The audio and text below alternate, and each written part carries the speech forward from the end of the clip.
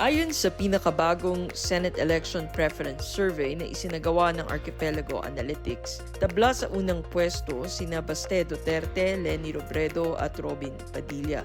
Bawat isa sa tatlong kandidato ay nakakuha ng 48% voter preference. Sa susunod na hanay ay sina Vico Soto at Loren Legarda na kapwa nagtala ng 45% voter preference at pumwesto sa ika-4 hanggang ika-5 ranggo. Pasok din sina Raffy Tulfo at Alan Peter Cayetano na parehong nakakuha ng 42% at pumwesto sa ika-6 hanggang ika-7 ranggo. Bumuo sa unang 10 sina Pulong Duterte, Francis Escudero at Mark Villar na pawang nakapagtala ng 39% voter preference. Nakumpleto naman nina Jose Sixto Gonzales III o Ding Dong Dantes at Grace Poe ang kasalukuyang unang 12 kandidato matapos silang parehong makakuha ng 35% voter preference. Ipinakita rin ng survey na may ilang kandidato na ilang porsyento lang ang layo sa tinatawag na winning circle. Sina Jinggoy Estrada, Ben Bitag Tulfo, Nancy Binay, Joy Belmonte at Jose Marie Borja Visceral o mas kilala bilang Vice Ganda ay pawang nakakuha ng 33%. Sumunod sina Jimmy Bondoc, Juan Edgardo Sonny Angara at Manny Pacquiao na nagtala ng tig 30% at nasa ika-18 hanggang ika-20 ranggo.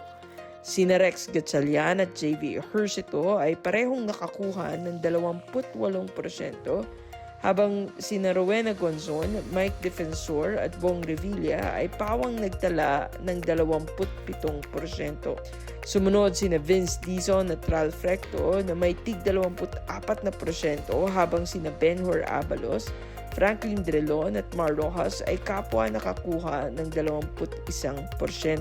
Sa mas mababang bahagi ng talaan, sina Gringo Honasan, Francis Tolentino at Heidi Mendoza ay pawang nakapagtala ng 19% voter preference.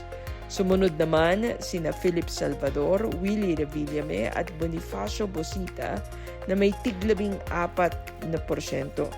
Sina Shel Jokno at Tok Marites Mata ay parehong nakakuha ng 8% voter preference, habang sina Vic Rodriguez at Antonio Trillanes ay kapwa nagtala ng 7%. Sumunod sina Teddy Casino at Calyodi de Guzman na may tig 5%.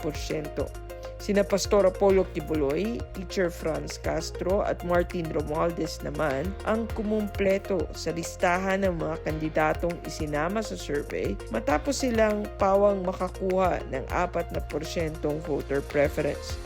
Isinagawa ang survey mula Mayo 26 hanggang Hunyo 2 sa pamamagitan ng harapang panayam sa isang nationally representative sample na binuo ng 2,637 katao edad 18 pataas.